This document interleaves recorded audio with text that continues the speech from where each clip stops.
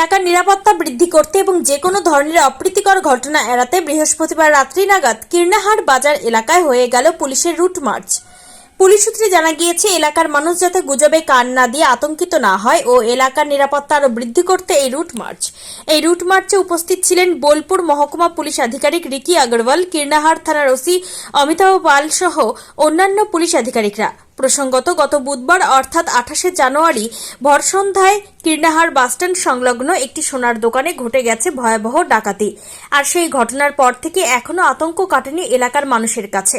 এবার সেই আতঙ্ক দূর করতে কীর্ণাহারে রাস্তায় অ্যাকশন মুডে নেমেছে পুলিশ। বিভিন্ন অলিগলি পরিদর্শন করার পাশাপাশি এলাকায় অচেনা ও সন্দেহজনক ব্যক্তিদেরও দাঁড় করিয়ে বিভিন্ন বিষয়ে জিজ্ঞাসাবাদ করে পুলিশ আধিকারিকরা। কীর্ণাহার থেকে অনুকূল গড়াইয়ের report, crime press Bengal news.